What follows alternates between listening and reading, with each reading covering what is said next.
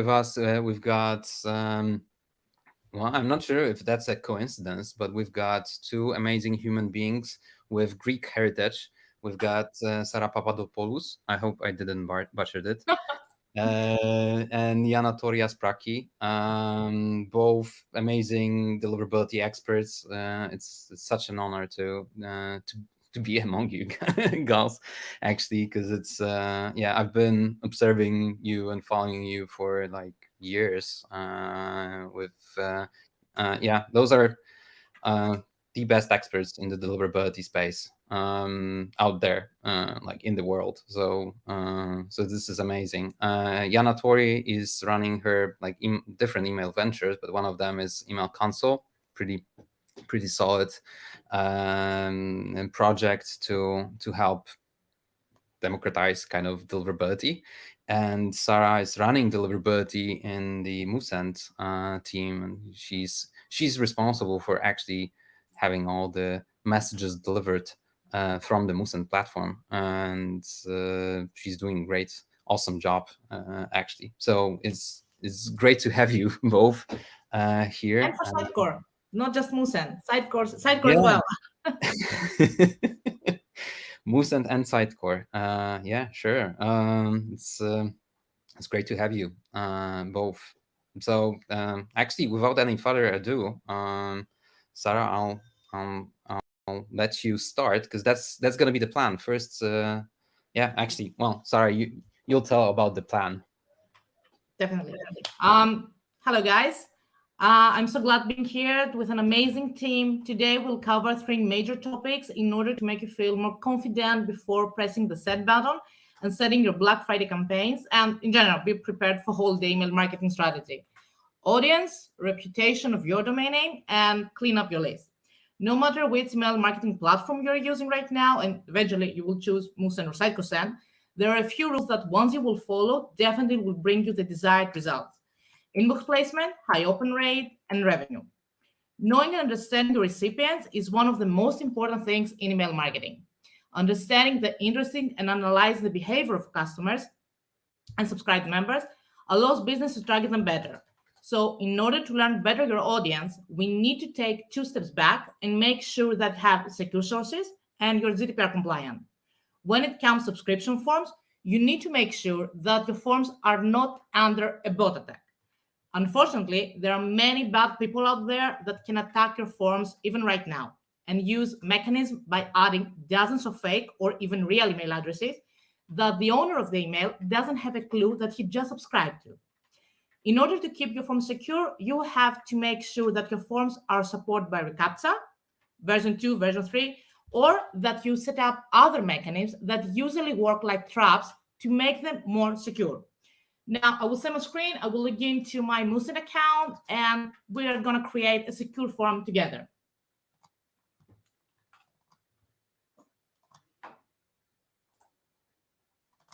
Okay, I hope you can see my screen.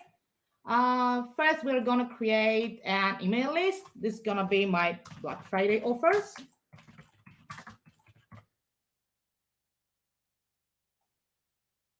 Nothing else to do here. Then I will create a landing page, which will also include a subscription form. And in that landing page, basically, I will have my Black Friday offers on the product or the service that I want to promote during Black Friday.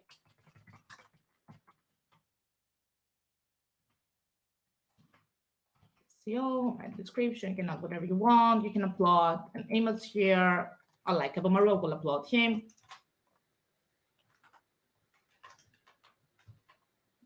The funny part, let's design our landing page, which will also include subscription form. Now, if you're using Musent, you will find dozens of free templates to use.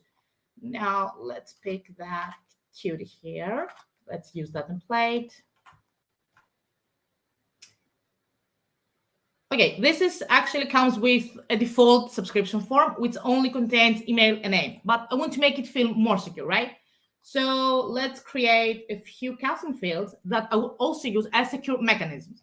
So what I want to do as a first step is that I want my new subscribers to also reconfirm their email addresses. So we're going to add an extra field here, confirm email address. I'm going to make this as a required custom field. But also I want to make this more secure. So I will add like an extra security question, like a zebra has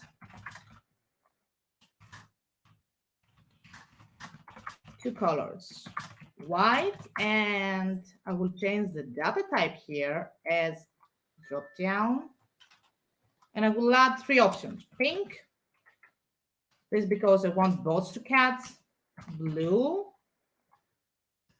and black. Now, humans can understand the difference. Bots, not so easy. However, as we mentioned earlier, we want one extra step here. Let's also add reCAPTCHA, which is just so simple. Enable reCAPTCHA. That's it. And then I want to add an extra step, GDPR checkbox. So this will create automatically a checkbox. So new subscribers, new recipients, they will have to accept terms and conditions of your website in order to sign up. Now let's save our design here.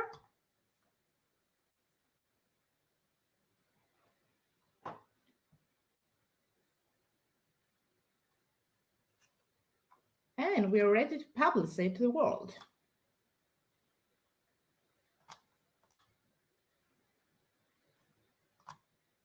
Publish, and that's it. Now, if I paste the link here, easy, right? Now, the specific landing page has been connected with a mailing list, the one that we created earlier. Now, I'm going to show you how important it is to have opt-in and why we're mentioning opt-in.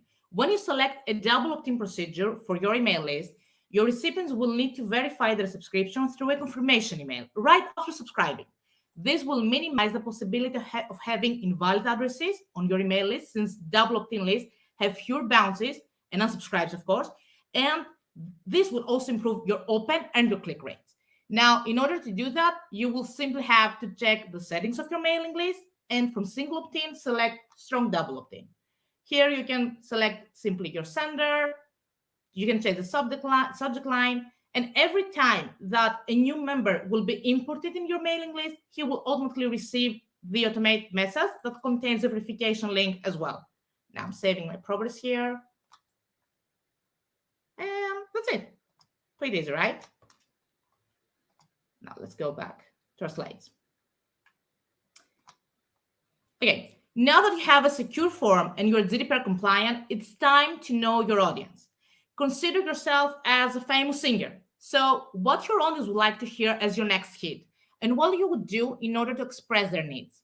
Age, gender, location, what is their favorite color, animal, food, type of clothing, are details you can collect using a subscription form, a landing page, a profile update page, or even if you collect those details from your website. What types of products do they view? Which products do they purchase most? Now, if you have a website connected with Musen or with your ESP, that's very easy. Another method to collect more details from your members is when they complete an order. Instead of cutting all paths of communication with a member who ordered something from your brand, you can ask them if they were happy with the product they received and if they wish to learn more about similar products in the future. Now, another thing that will definitely have an impact on your rates is the content. And why that? Be more personalized. That's the gold advice for Black Friday and next year. Start setting dynamic campaigns. And when we said about dynamic campaigns, we mean that the content inside of your newsletter will change depend on who is receiving that message, who is the recipient behind it. And let's not forget that your content should be responsive no matter what device your recipients are using. Obviously, you can create all of those if you're using Musen or Sitecore. And if you wish to use old mailing lists, yes, you can do that. But first, clean those lists. That's why we're here together with Bouncer, so that you know that there are tools out there that can help you with that. And once you will clean up your list, ask again those members to provide you with consent. They will appreciate the fact that you don't wish to spam them. And you ask them again, hey, do you want to receive newsletters from me or not? And doing that, you will protect your domain name. The same way that you want to protect your family's name, the same way that you don't want your name to be connected with lies or scams. That way you protect your domain name and your brand. But more details about this is Jan's field.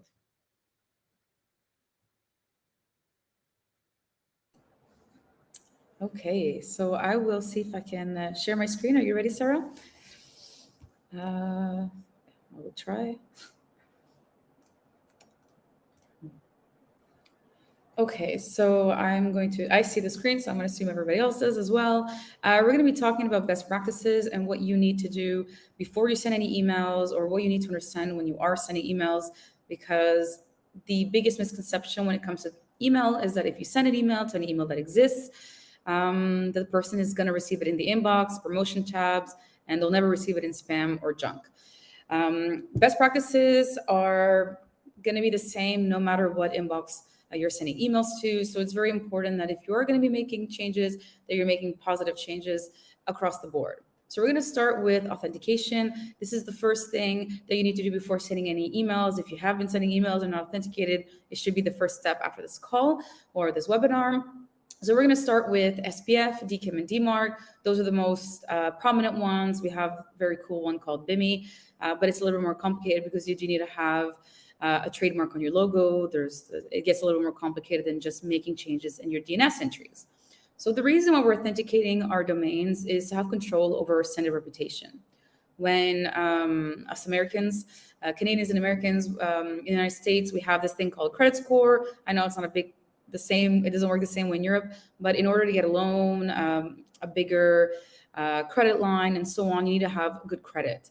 If you're a good spender, you know how to pay back your bills, you pay them on time, you pay your debt faster and so on, you're more likely to get a good credit score.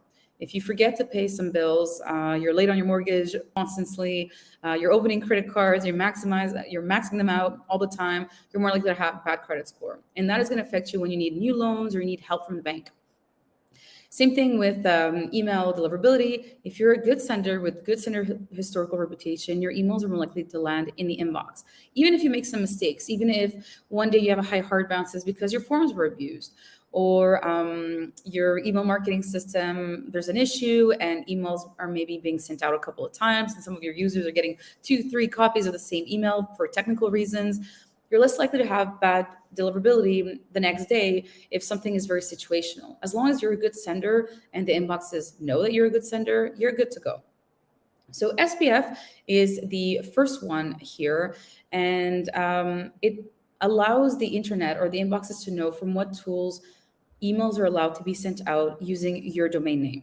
So I have a couple of domains, but if I take like yanatori.com, I tend to send emails from a couple of tools. One of them would be my email marketing tool. I have some invoicing systems. I might have some transactional emails, and I have my personal business inbox. So in my SPF record, I would have 4 different sets of IP ranges that are allowed to send using my domain.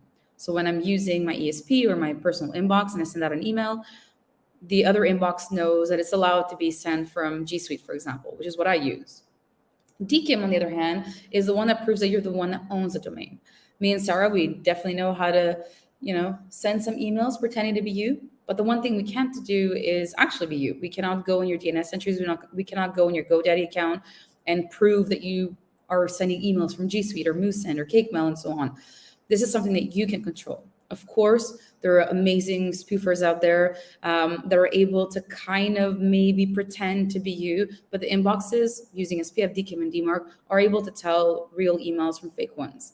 All of it combined. It's like security. You go at the bank without your wallet and no ID. The teller who doesn't know you is not going to allow you to access your account information or take money out. They're going to ask for those 2 identifications. And this is what is going to make the difference between your emails and some emails that are being spoofed. A lot of times people are going to tell me like, okay, but my business is so small, who cares? Those are the ones they're going for. PayPal and so on, they're going to be used because, we want to phish people. We want to steal information, credit card information. So we really want to pretend to be PayPal. But senders out there, instead of buying new domains and rotating them and changing IPs and so on, can piggyback off of your domain reputation. And the reason they're going to do that is because your domain isn't protected.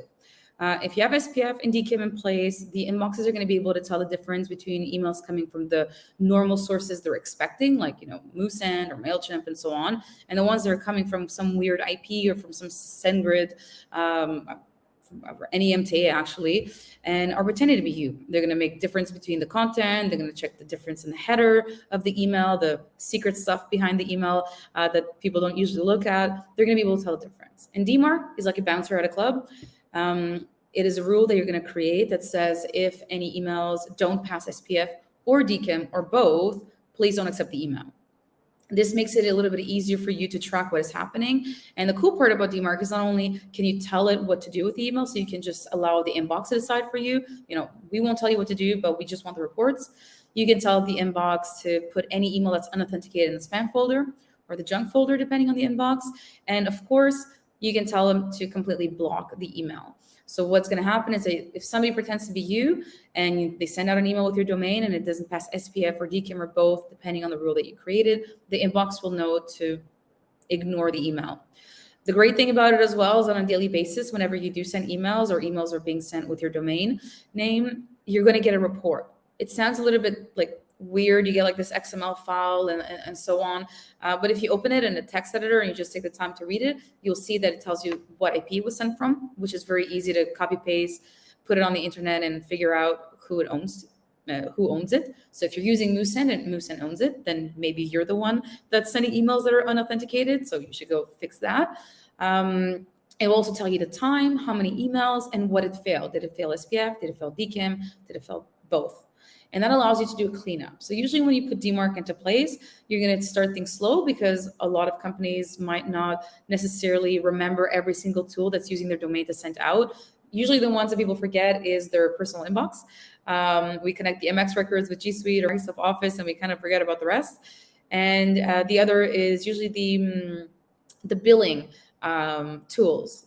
We sometimes have the option to use our own domain in order to send invoices. And what's going to happen is that the billing tool is going to be signing the emails on your behalf. So if you're a Microsoft user, a Microsoft Office user, you might have seen some emails where the sender emails says like fwd@yanatori.com sent on behalf of the ESP or the billing tool. So DMARC is really interesting to do, but of course we need to start with SPF and DKIM. And it's extremely important. Can I go on the next slide? Yes, it's extremely important because it's going to protect your brand's identity. When it comes to deliverability, your domain and the IPs you're sending from, may they be yours or the ESPs you're using out there, are going to help you inbox or not. And if the one thing you do have control over, which is protecting which tools are allowed to be sending your emails are allowed to be sent from, then you're just piling on the millions of other things that you don't actually have full control over.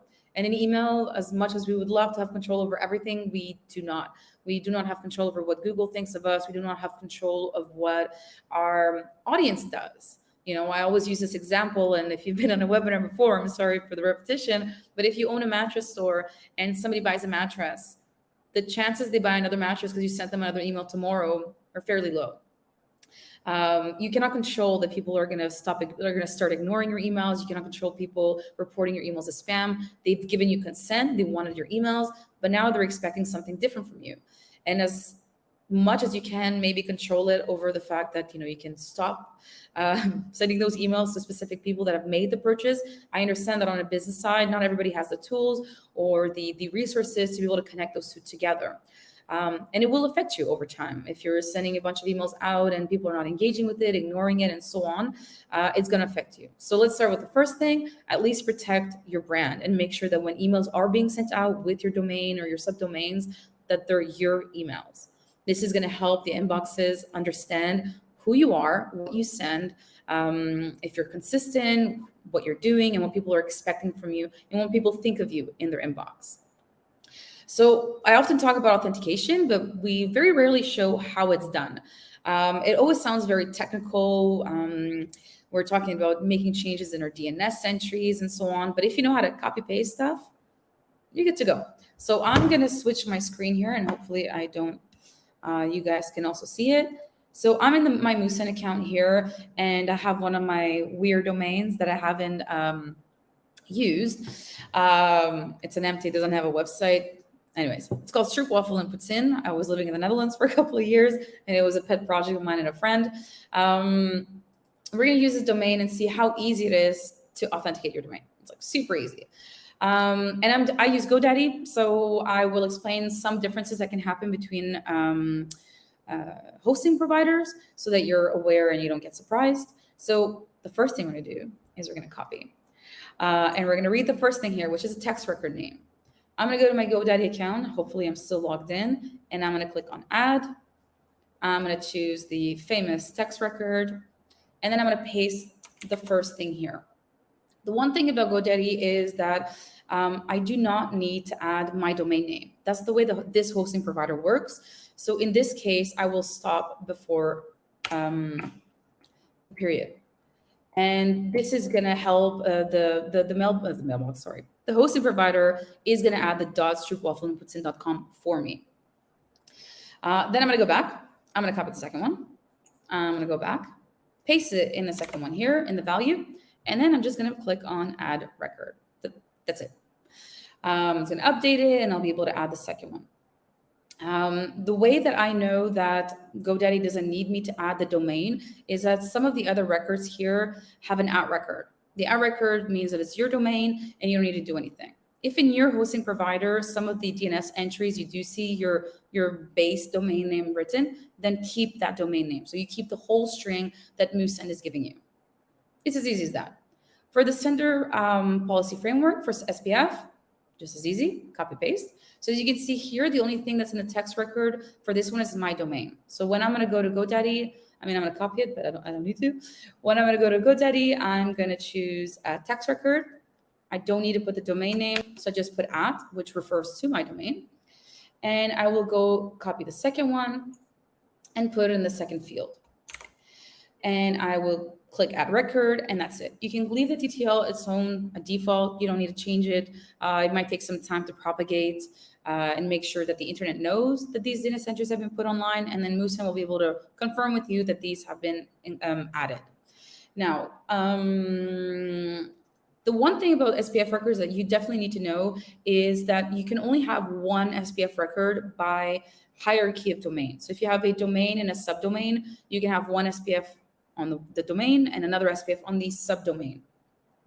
You should not have a couple of them, because what's going to happen is when the inboxes are going to go check if you're authenticated, they're going to grab the DNS entries and go in order, and whichever is the one first is the one that they're going to accept. So if you're using G Suite and you're using Moosend and CakeMail and you have 3 different SPF records, when an email is received, the Gmail or Hotmail might not see the correct one first and will say that your email is unauthenticated, even though it kind of is, just because it pinged the first one and ignored the rest.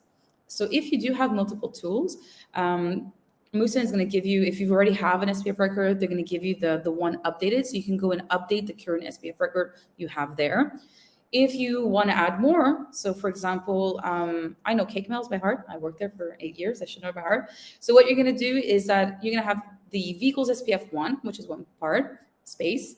You have include.spfa.mailendo.com, which is Moosend, and you put a space, and you can add a new one. And when you go to any of the tools and tell you the include, you just put that part. So you're going to write include, 2 dots, CakeMails is very short, and that's it. So now if I were to add this record, I'd be authenticated with Moosend and the other ESP as well. So if you're adding, the Gmail one, you can go grab just the include part and put it there. Sometimes it's going to be a domain name. ESPs have multiple IP pools, so the domain has the IPs under it. And sometimes if you have dedicated IPs, for example, or you have something that's a very small infrastructure, they might just give you the IP directly. So you might be include ...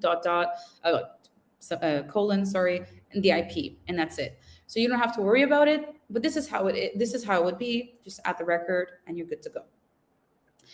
When it comes to these things, there are several resources out there that will help you do it. I know Sarah is definitely going to help you copy paste those entries if you're scared to make any changes, or if you're confused about how to combine the SPF records.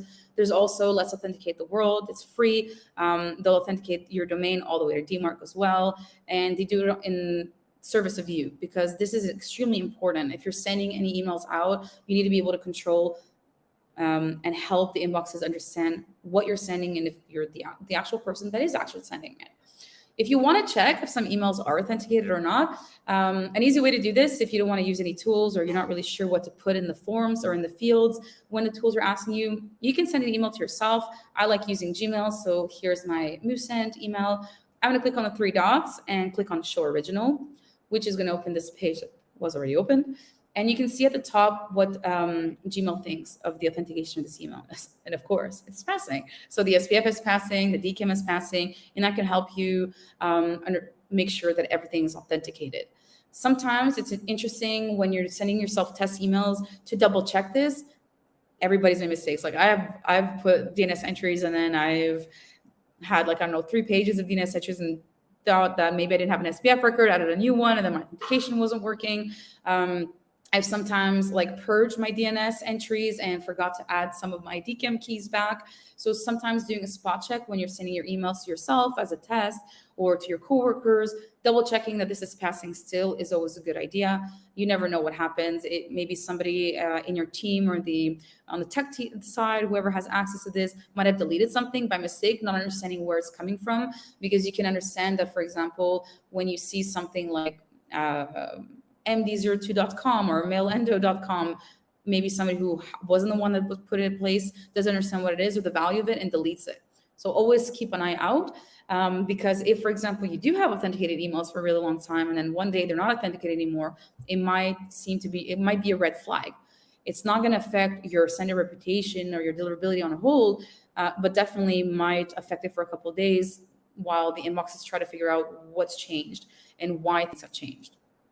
When it comes to the DMARC, it can be a little bit scary to put it into place. And I definitely suggest you ask somebody to help you out. If it's Sarah, it'd be great. If it's me as well, no problem. We definitely would like to ensure that you're authenticating your domain and you're putting DMARC into place correctly, because the problem with DMARC, as great as it is and as bouncy and big as it can be to protect you, sometimes the unauthenticated emails are the ones you're sending out, and you might be blocking your own emails from landing in the inbox if you put a rule that's a little bit too strict, like telling the inbox to put the emails in junk, or telling the inbox to completely ignore the emails and not show them to anybody. So it's extremely important that you ask for some help. There's a lot of companies out there like DMARC Advisor as well that are not only going to help you implement them and ensure everything in your infrastructure is authenticated correctly, but they're also going to help you analyze the report so you don't have to download the XML file and wonder what this weird text means. So definitely look into it, but start with SPF and DKIM.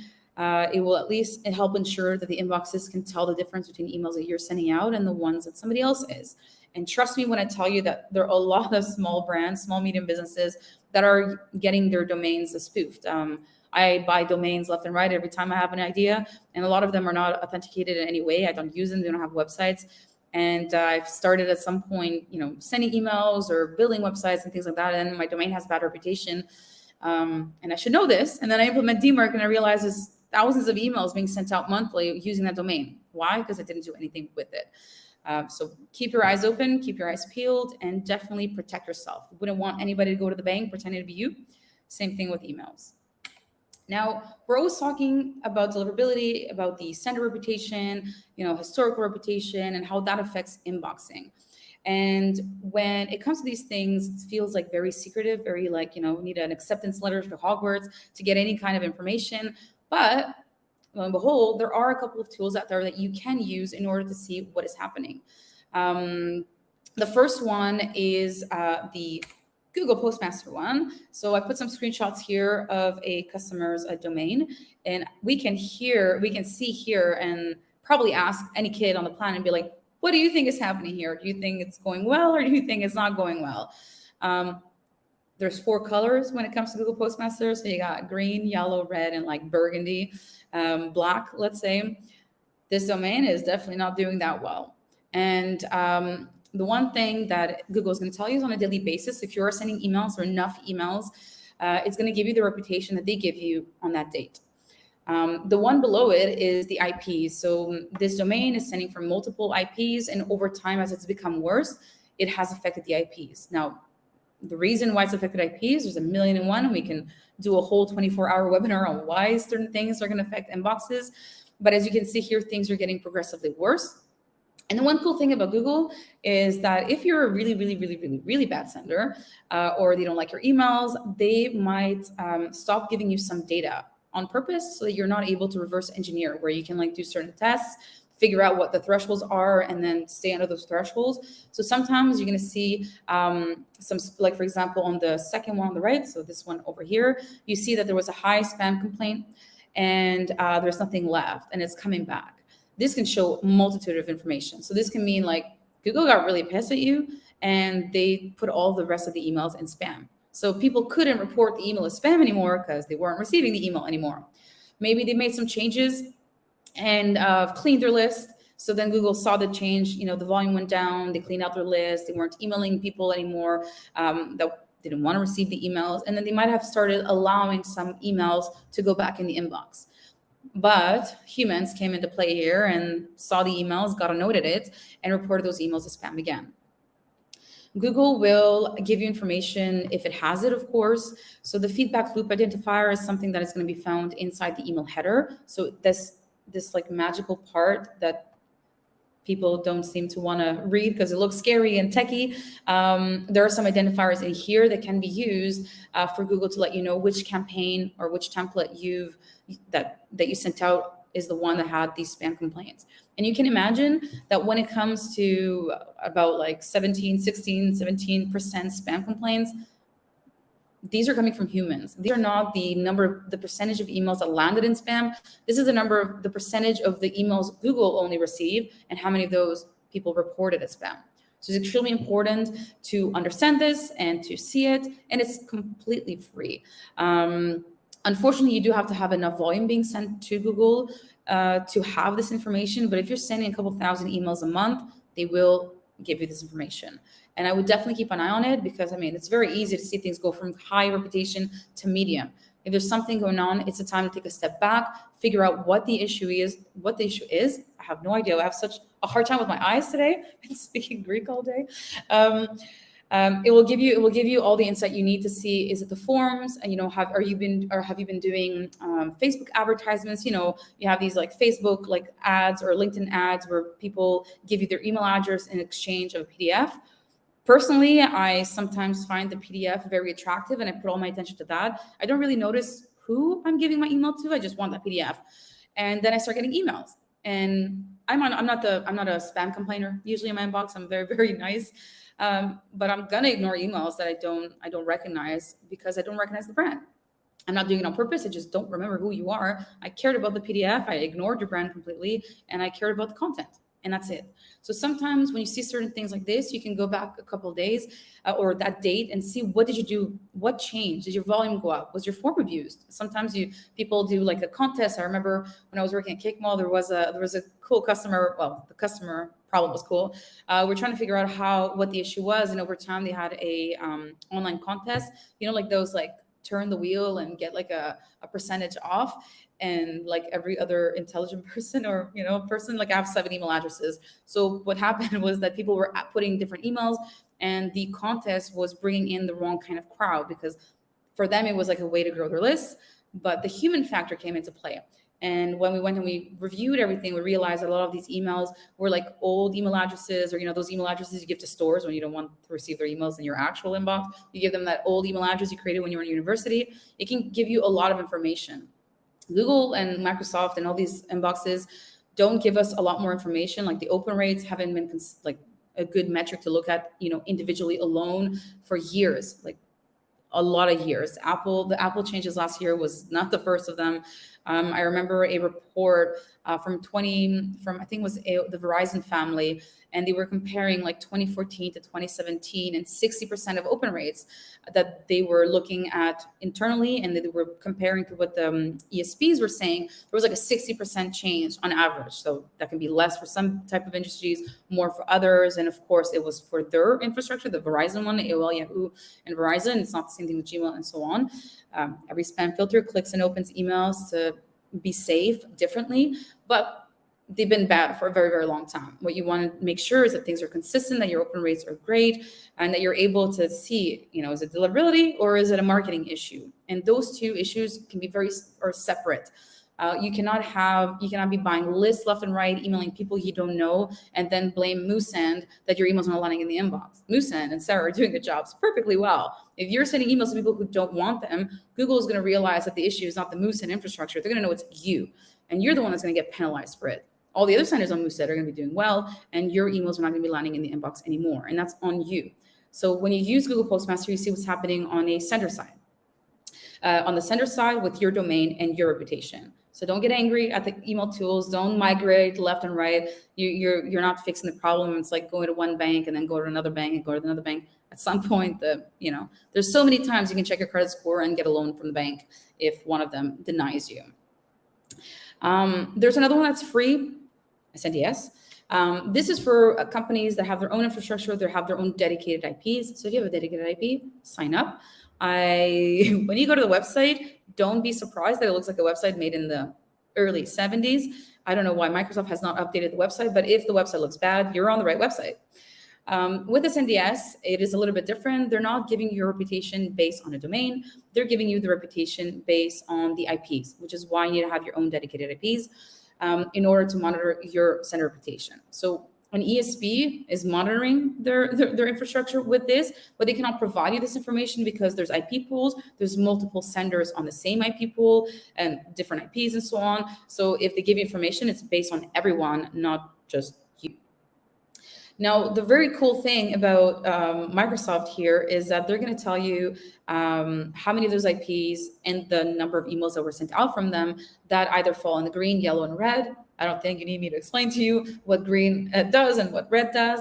But the interesting part is the number. So if you notice here, if you're green, there's chances that there's less than 10% chance that your emails are landing in a spam folder. And there's a multitude of reasons why emails fall in spam, even if you have a good sender reputation. This can be a link that you put in the email, or the user tends to not like emails from brands like yours. So if you're an airline and the person has reported like 37 airlines who sent 20 million emails a day about trips or like potential trips you can be taking for X amount off, that maybe the last airline that I'm subscribing to, I might not really care about it. It's not like you're a bad sender. It's just that maybe the person itself doesn't want to receive the emails.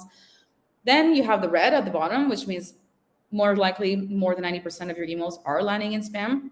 So with this customer, it's like 846 emails out of their 1.5 million almost. So, okay, not too bad. Fine. But the yellow is where people always get surprised. And like, why is the gap so big? When you have medium reputation, or your IP has medium reputation, the emails may be landing in spam between 10 to 90%, which means absolutely nothing to anybody, because you don't know if you're closer to the 10, closer to the green part, or you're closer to the red part. So if I were you, or if I were in your shoes, I just want everything to be green to make sure that everything is more likely to land in the inbox, because medium can be just as bad as red at this point, right? So it's extremely important that you know what not that you know what you're doing, that you're following best practices and you're sending to people that want to receive your emails, that recognize your brand, because the mailbox providers are not only learning based on your infrastructure, your authentication, and what is happening in the world, because over 90% of emails worldwide are spam. So it's a lot easier to compare you to bad senders than it is to compare you to other good senders in your industry. So there's that. And with SNDS, of course, then they're giving you the reputation or your credit score with IPs. That's not the only thing they're looking at, of course. They care about the domain, they care about 1,000,001 things, but this is how they're reporting the information back to you. So you can maybe take a step back and realize, how Microsoft differs from Google, how the spam filters might change. So for example, if you're changing IPs or ESPs all the time, thinking that's going to help you, Microsoft knows.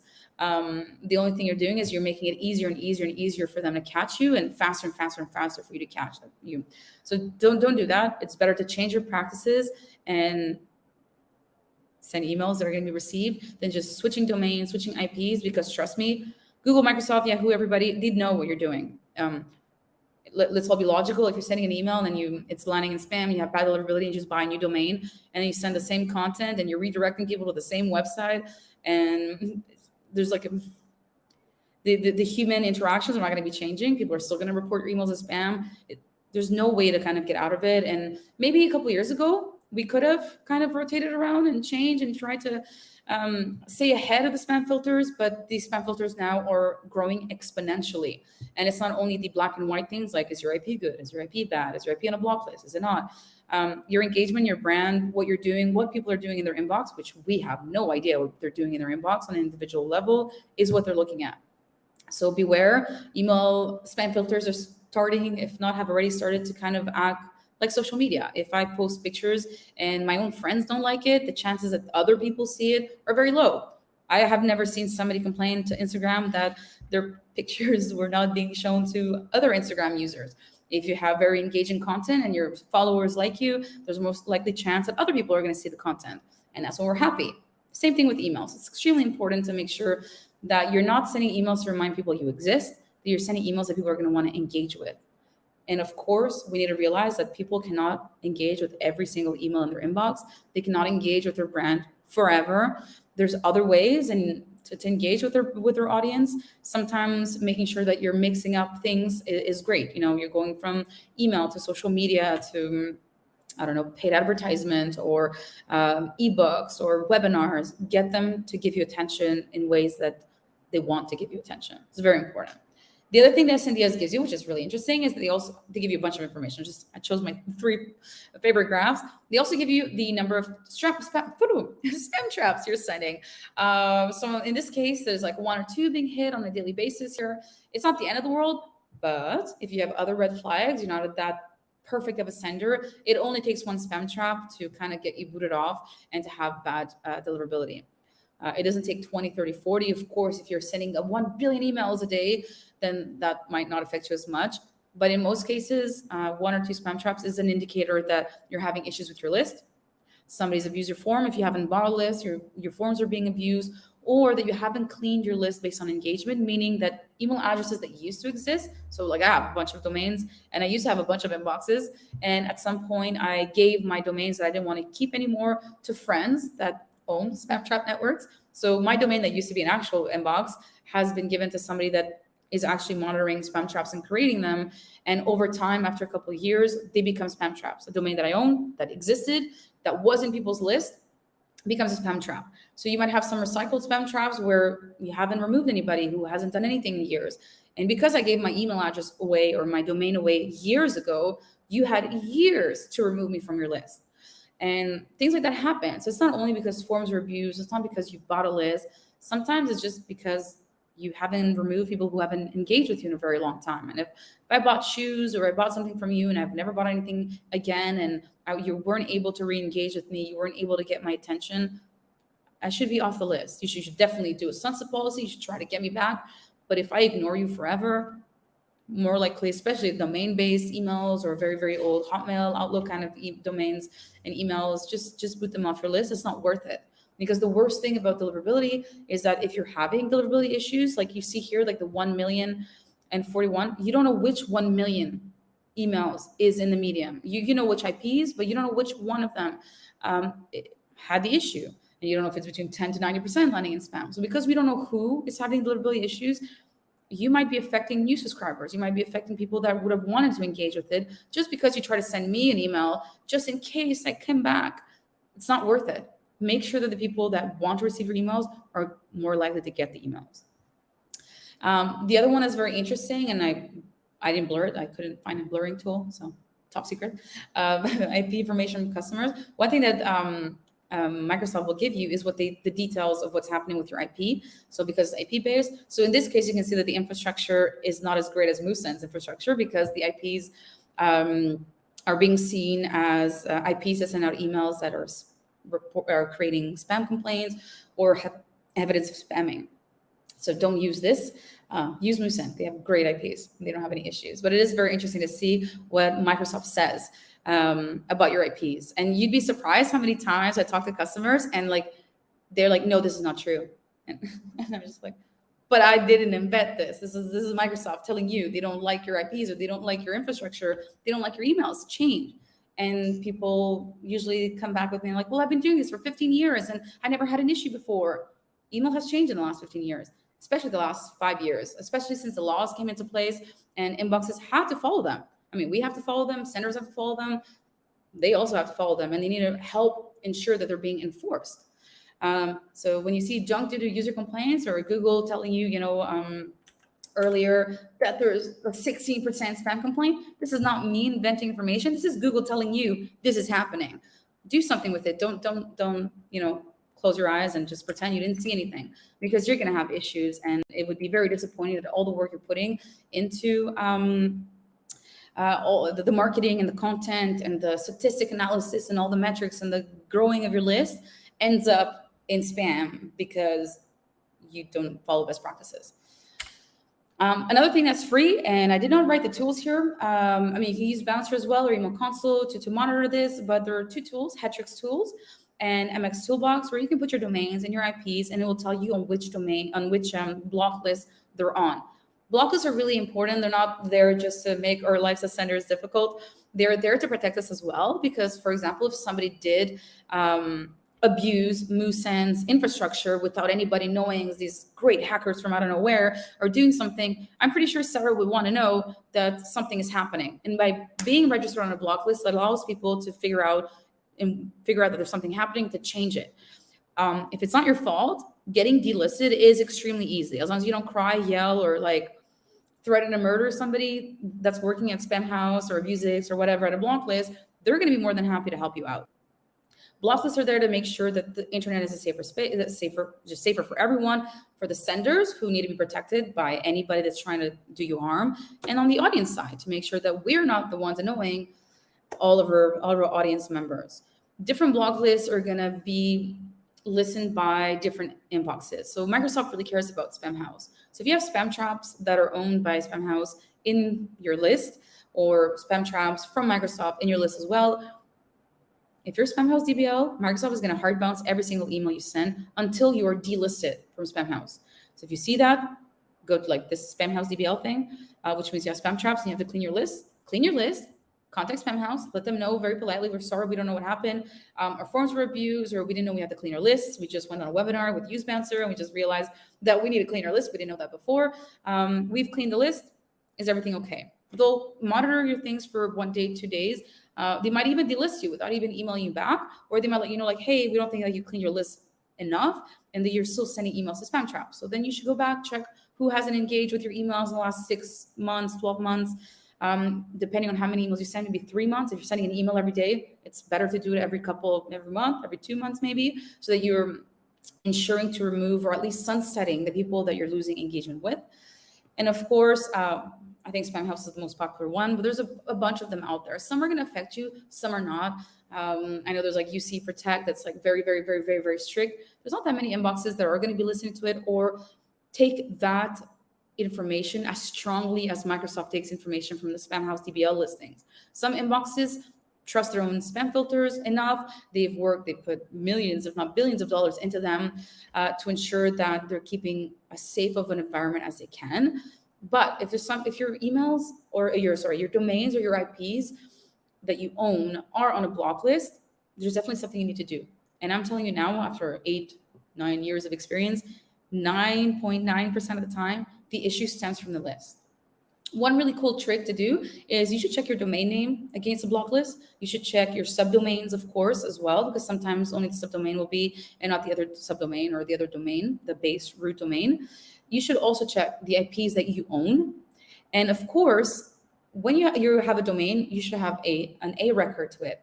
Always check the IP, which is the A record that you have for the domain as well, because some block lists are not going to block the infrastructure, because if you're a bad sender and you're using Moosen, for example, they're not going to block Moosen because you're a bad sender, right? They're going to be blocking the domain. And in certain cases, the way that they're tracking this is some businesses are going to be rotating domains or changing them a lot, but the A record seems to be the same one because you have hosting or the way that you're buying things on GoDaddy and so on. What they're going to do is that they're going to block the A record.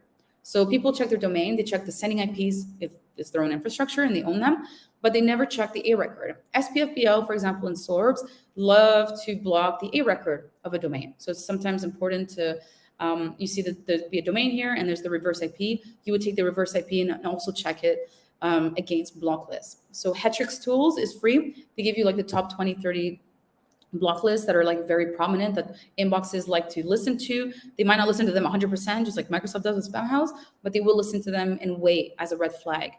And of course, there's MX Toolbox. They have, I think, a buttload of them that you can be checking. So it's good to be checking this a couple of times every month, or especially before important sending periods, high sending periods, the holidays, whenever you're trying to get the most out of your list.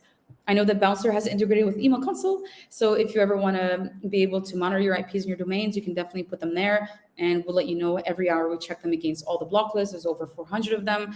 And we'll let you know if you're listed or not. And if you ever need any help, of course, you can contact us, or you can contact the block list directly. They're more than likely to help you if you're a good sender and willing to make the changes that you need to make. So hopefully from all this blah blahing, you kind of reverse engineer what spam filters are looking for. The spam filters are going to look for positive engagement, of course. They want to make sure that your audience wants to receive the emails and they're performing the right things inside the inbox. So an open rate is great, but you don't really know what that means. Did they open the email and read the email? Did they just open the email really quickly? Was it a spam filter opening the email? Did they find the subject line very cool and they opened, got disappointed, and immediately left? Are they reading the content? Are they clicking on links? Are they replying back? Because email is a two-way street. If you're emailing them, people should be able to email you back. Maybe not all the time, but in certain campaigns, thank you for buying something, reply back with a review. Why not? Keep that. That's a perfect way to make sure that the inboxes know that people want to engage with your brand because they're emailing you back, and they're not emailing you back, please unsubscribe me in capital letters. They're emailing you back something that's related to what you're doing. The second thing, of course, is they care about what humans have to say. So spam filters are machines, like Tinder swiping emails, junk, spam, inbox, or wherever they want to go.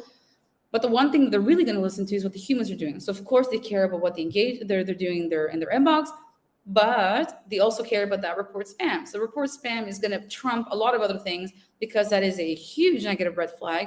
And there's no mistake. A human took the time to go report the email spam, report the other email spam, some other guy or another woman or whatever, any other person went and reported the email spam. The spam filters are going to start taking that into account. And and it can be very horrible because I'm going to tell you a little bit later why it can be horrible.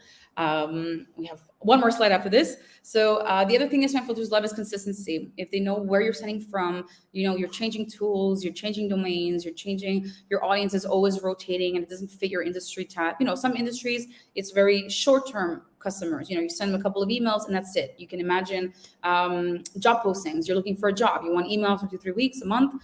Sometimes you give up because you need some time to do your interviews, try again a little bit of time. The moment you get a job, you're gone. So maybe the life cycle is shorter. So it's normal that IT recruiting companies and so on, ZipRecruiter and so on, have smaller cycles and they're always emailing different people. But in your case, if you're doing email marketing and you're just growing a base because you're selling products and so on, consistency is key. They want to see that your list is growing, but they also want to see the engagement growing. They don't want people dropping off, and your list is growing, but the people that are engaging is not also growing in number. So you always want to keep the ratios very clear. And of course, setting patterns, content, topics, targeting, so on, has to be consistent. And trust me, the inboxes are going to be able to see what you're doing and help you ensure that everything is going okay. And the other thing is we need to remember, the inboxes are not here to serve us as businesses or as senders. They're here to cater to their customers. And their customers are our subscribers, the people who are using the inbox. So spam filters are there to help them. And if we all had a couple experiences with different mailbox providers, we all have different opinions on it as well. Some mailbox providers, we don't like using them because they allow too much spam in and they put some emails that I care about in spam. So they reverse things. Other inboxes the other way around, they're too strict and there's emails that I want that I'm not getting. And you're going to be unhappy with the mailbox provider if that's the case. So spam filters, main job is to make sure, and like inboxes, the main job is to make sure that their users are happy, not us as sender. So if you follow best practices, or the users are going to be happy with the emails they're receiving, and there's no reason for spam filters not to accept your emails and put them in the inbox and be happy with you. They, of course, want your emails lying in the inbox if people want to get them. So the last slide is extremely important because it definitely gives you a reason, the number one reason why to clean your list. When it comes to spam reports, a lot of customers that come to us will tell us, I don't understand why I have deliverability issues. People do engage with them. I do have, a certain ROI is coming from it. I'm making sales. People are coming to my webinars and so on. And my spam complaints are really low. My bounces are really low as well. What is happening? The one thing that we need to understand is that spam reports, there's three types actually, but I put them in two categories. Certain inbox service providers will tell you who has complained. So they'll let you know that, like, this Yahoo user or whatnot, this La Poste user has reported your email as spam. And that's the way the inbox works. Every time it works almost like it's a feedback loop. It works like a hard bounce.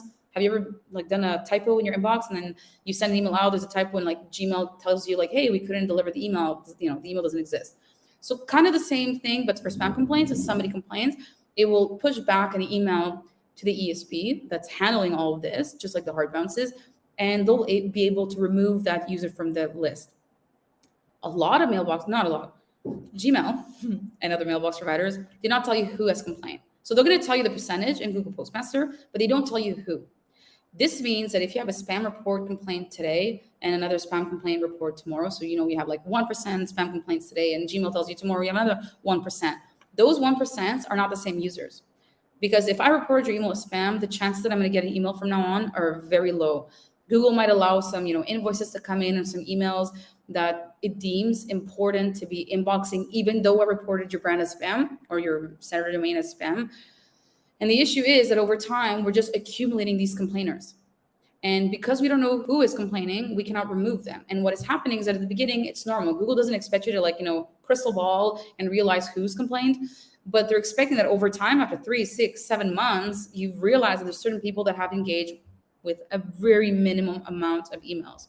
And of course, to make your life complicated, spam filters open and click emails. So anybody who's not giving you the things that you want them to be doing, buying stuff, replying back to your emails, coming to your webinars, engaging, forwarding, whatever you're looking for from your list, if you don't see these things from people, it's more important to sunset them and get rid of them, because you definitely do not want to be accumulating complainers on your list. And if you've never cleaned your list based on engagement, because you can pass them through Use Bouncer to make sure that the email is valid, but Use Bouncer doesn't know that this person reported you as spam. Nobody in the world knows except Google, for example. So it's extremely important that you are removing people based on what they're doing in your list, because they're going to be accumulating. You're going to be sending emails, and it skews everything. You're sending emails to people who are not receiving the emails, and you're making decisions on a whole about what your marketing strategies are going to be.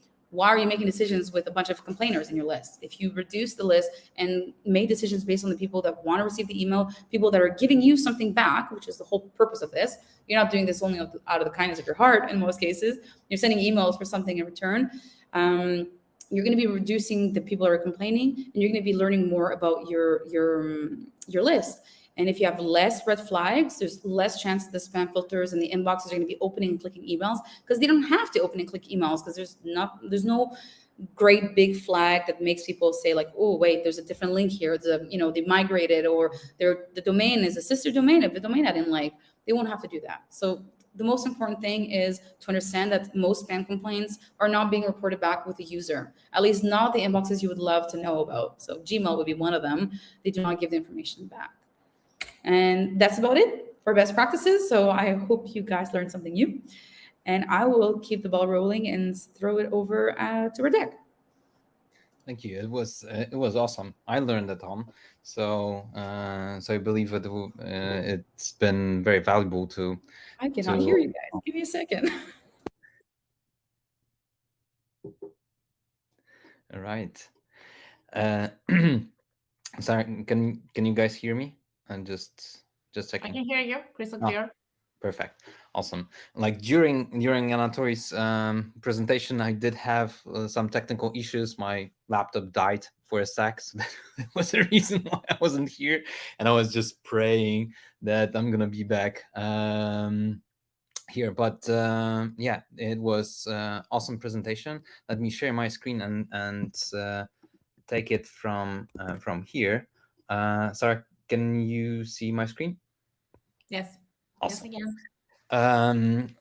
So yeah, you might have heard from us at Bouncer that we just help humans get and stay connected via email, and that's the reason why we do what we do, because we really believe in the dialogue when human beings are communicating, and email is a powerful communication channel, but it has challenges, and one of them is finding Deliverabilitus Perfectus. So a very shy creature and very, very difficult to catch. So let me introduce you to Deliverabilitus Perfectus. I'm not sure if it looks like that, but the artificial intelligence thinks it looks like that. And what is kind of very important about the Deliverabilitus Perfectus is that it really likes a couple of things. First of all, it likes intentions, clean and good intentions, and as well the smell of good sender reputation. So when I say about the aspects around the reputation, I mean properly cared infrastructure, like SPF, DKIMs, DMARCs setup, but also just caring about the infrastructure, monitoring block lists, choosing the right service provider, email service provider that is caring about their infrastructure is a really important aspect, but also all those email practices, like keeping the smooth and consistent and predictable volumes, so that actually the world can knows what to expect from you as a sender. So those are really important aspects that do influence the reputation. And if it comes to the left side of the picture, so around the intentions, the managing the recipients is super important. So making sure that actually you're communicating to the people that care and want to hear from you, and also communicating to them the things that that they will kind of like to get from you. And of course the content and the form of the content is as well important, like clean human to human interaction, but also kind of with high quality for both humans and the machines, is very important. And of course those two sides interconnect and influence each other. So the part about the intentions is affecting our sender reputation, and it all kind of affects the deliverability. So Sarah mentioned a lot about managing the recipients and taking care of that part, and about the intention. So making sure that actually you're maximizing the value that people who receive messages from you will get from you. And Yana Tori mentioned about the part around the reputation, the practices, and infrastructure, and then both awesome presentations. So let me take it from here and kind of help you kind of check if you are ready to, or actually to make sure if you are ready to meet Deliverabilitus Perfectus, especially before the high season. So very crowded season in quarter four, in last quarter of the year, when we've got Black Friday, Cyber Weeks, when we've got holiday season, a lot of emails flying around, and a lot of communication, and it's kind of crowded space, and in inboxes it's difficult to get attention as well, because there's a lot of messages going on. So it's super important to kind of prepare yourself, and be ready actually to meet Deliverabilitus Perfectus, and at the end just be able to deliver what to your audience, the cool stuff that you're delivering. So there are actually two relatively simple checks to be done to make sure that you're in a you are prepared actually to press send button. And the check number one is verifying lists. I don't want it to sound like salesy. Well, we are like at Bouncer, we are providing email verification solution, but I actually would love a world when email verification should not exist, or could not exist. So kind of a disclaimer: in the ideal world, we would not have to use bouncer. And I really hope that at some point we will be in that kind of world, or there will be very limited amount of use cases where you will need email verification. So in the ideal world, actually, there won't be much typos. People will not be leaving you like fake email addresses or temporary email addresses. The emails will not get obsolete, or there will be a right means to actually monitor and act on it in different ways. And so I really would like to emphasize that if you can, it would be great to instead of using bouncer, to approach like managing your list, recipients list in a holistic way. So have like listening practices, like continuous, with the continuous hygiene in mind on all the phases of customer journey. And there will be a couple of points when indeed email verification might be handy, but it's just an add-on. So it would be like really cool if you guys don't need us. So first aspect about the kind of the customer journey and managing your audience, this is something that Sarah mentioned, is the double opt-ins are super important, and actually making sure that the person who left the email address with you is the one who owns this email address is very important, and kind of this identity check could not be kind of used. Well, it could not be cannot be replaced by email verification, but email verification can be an add-on to that, just to spot the, let's say, a typo on the registration form, or to spot a disposable email address, or if you for some reason want to capture the business email address instead of free email address. This is also a way maybe to do it. But in general, the double opt-in is a very important aspect, and is I'm an advocate, unless you really want to reduce the friction and the risk that people will be living in disposable or invalid email addresses with you is like super low. Then you can actually like well, just leave probably double opt-in and keep only email verification in place. So this is one aspect that kind of while you are building your list, when you are capturing your recipients' email addresses, it's good to take care of the quality. Also the same when you're like doing it offline during fairs, sometimes just capturing on the email address on a just in your notepad, or over a phone, then some additional means like email verification might be handy.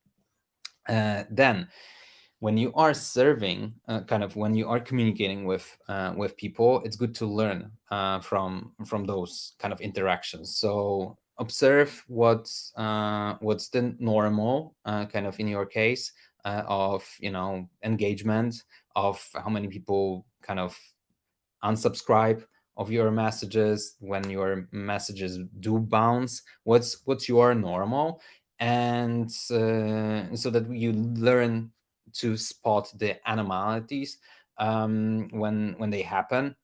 This is a very important way in case of like holistic approach. And then when you do get like soft bounces, hard bounces, people unsubscribing, to manage those losses, meaning usually if it comes to hard bounces, just put it on your suppression list. Also make sure that you don't send to unsubscribers. Maybe look at why have you got some spam bounce as well. and maybe if it observed the soft bounces as well. And the cool thing is that usually the tools, the high quality tools, like for example Musand, will provide you with those information, and also will provide you with automatic means of taking care of those bounces.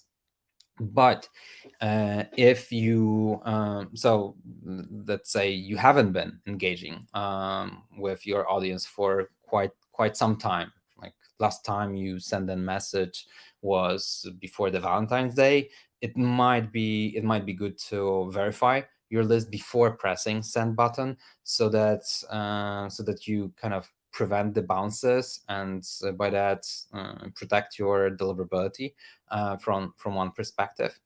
So this is one way to do it, and later on I'm just going to try to very quickly show you how that can be done.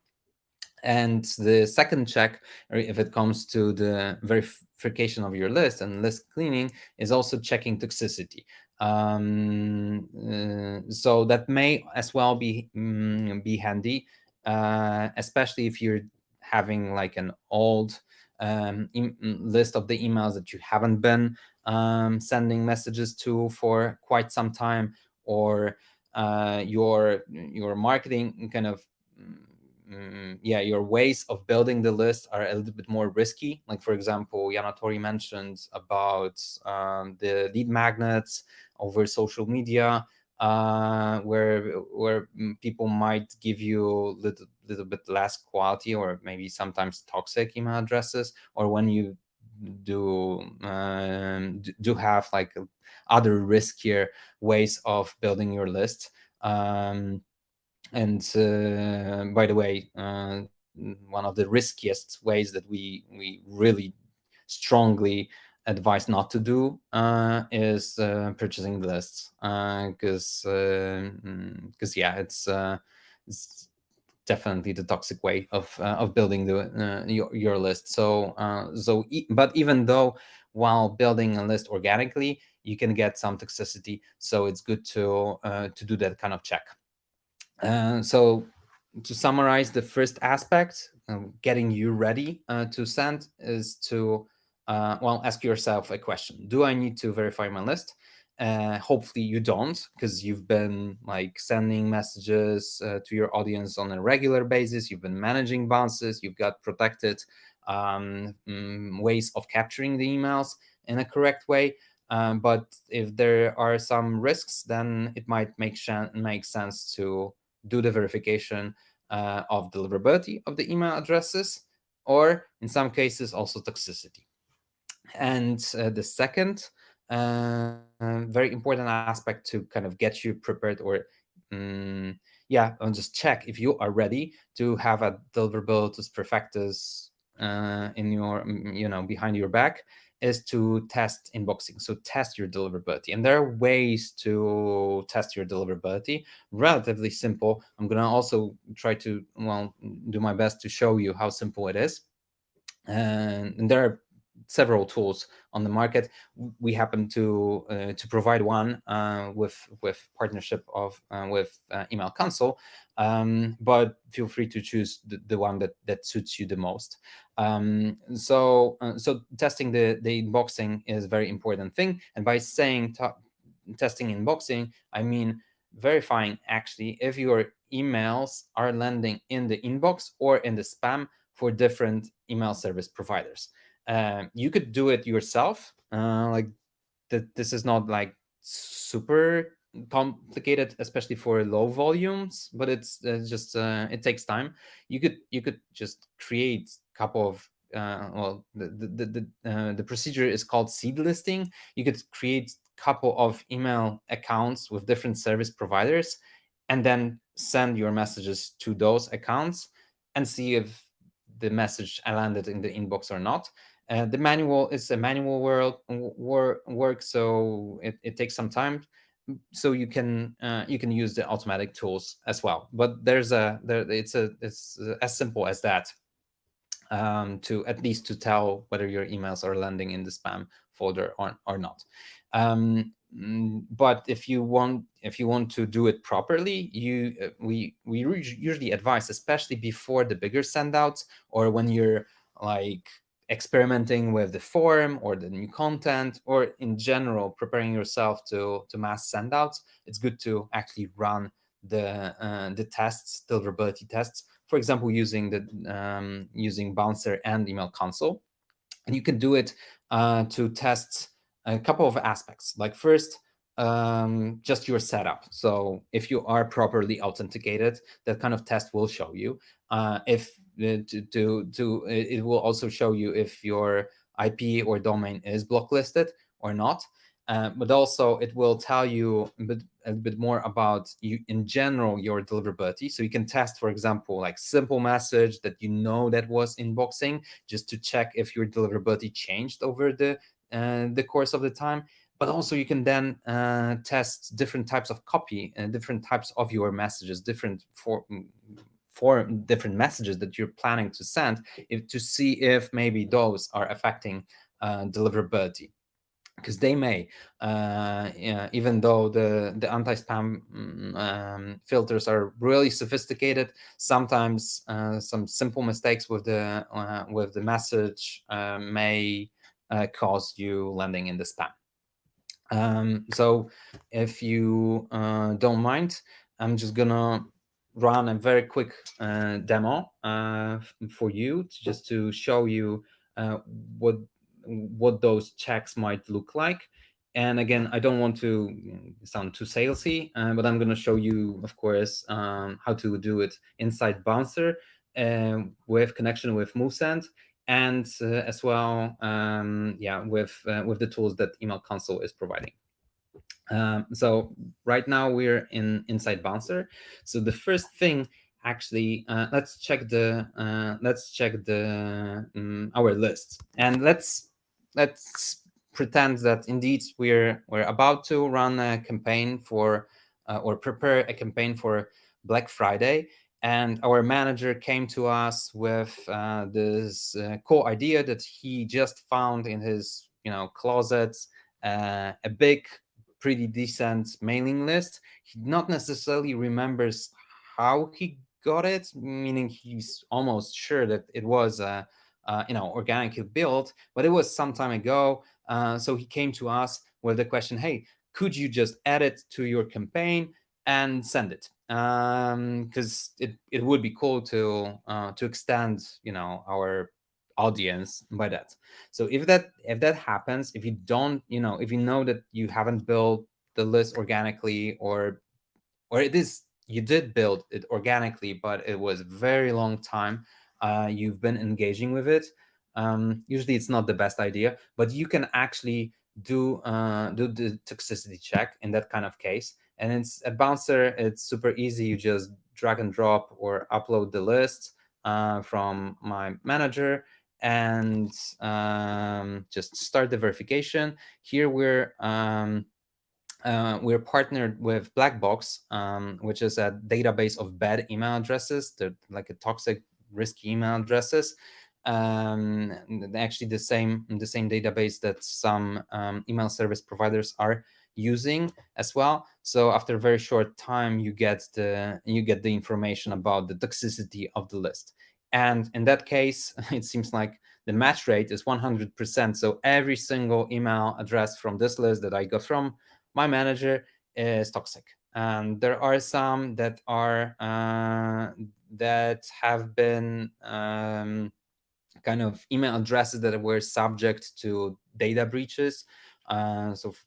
So someone hacked into someone else's database, and there was a data breach, and then selling the email addresses. It seems like there's 65 of those here. There are also 25 email addresses of people who do complain when they get spam. So those are like known complainers.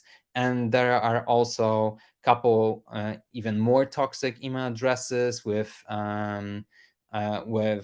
potential spam traps, but we never tell you whether it's a spam trap, but it might be a potential spam trap, or even the known litigators, so privacy litigators, so people who are looking for actually spammers in order to take some actions against the spammers. So it seems like this list is really bad one. So I'm not gonna be adding it to my campaign because it would just harm me. So I'm just gonna pass, and I'm gonna tell my manager I'm not gonna do it because it would harm us. But then what I want to do also is to learn, what's my health of my current list that I've got in Musent, and it's a small one. It's just 7 subscribers, but I know that I've been engaging with them and that they liked what I have. But still, I want to know, how if maybe someone changed the job and is not anymore with the company, and their email address got obsolete, or maybe there have been indeed some typos in the emails. So I've got a list of I've got a list of my friends. It's 7 of them, and I let me just verify it. So I just go to verify. I've got my Musent account connected, and so integration connected via API, and just click on the Musent import and just load the list and start it. And Bouncer will give me, like, in a sec, will give me an estimate how good, how dirty or clean the list is. Oh, why? It seems like quarter of the email addresses will bounce, so I do want to clean it. But if you would get like 1% of the bounce estimate, maybe there's no need to just use bouncer credits.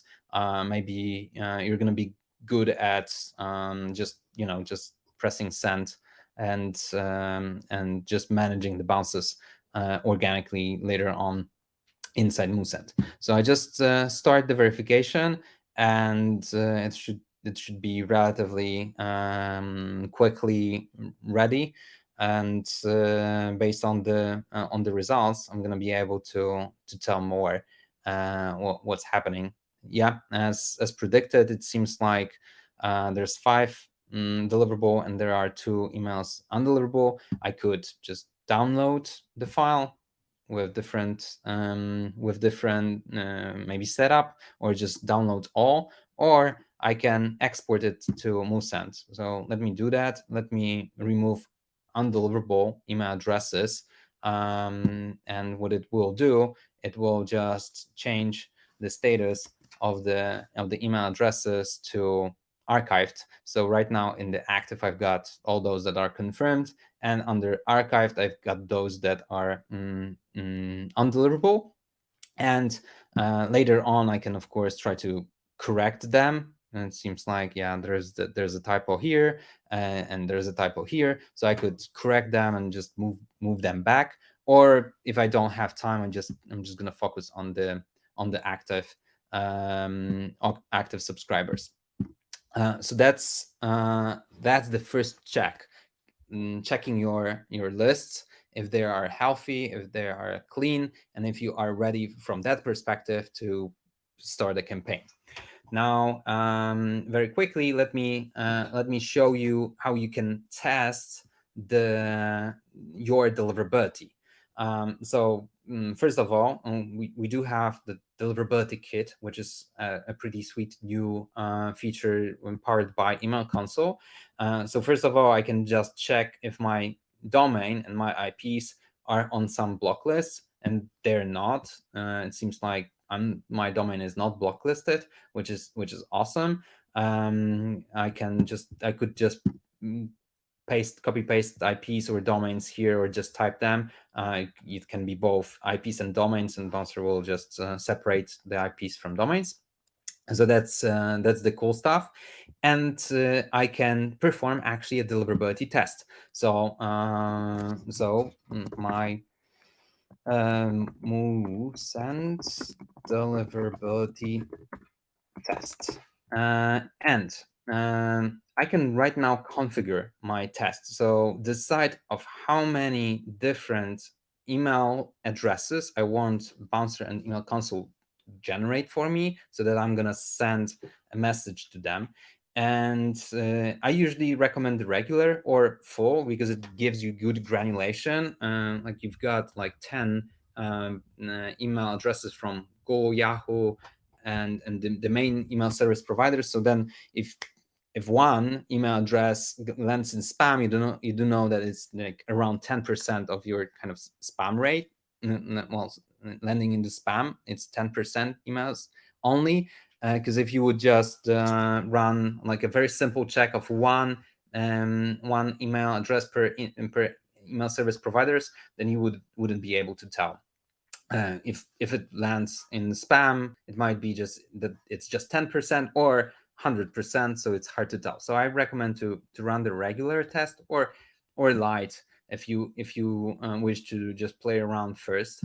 Let's do the regular one. Let's create a test, and I've got the email addresses that I'm supposed to send my message to. So I'm just copying the email addresses, and I'm going to Musend. I'm gonna just create a new list. Deliverability test. And I'm gonna add members in bulk. Just gonna paste it here.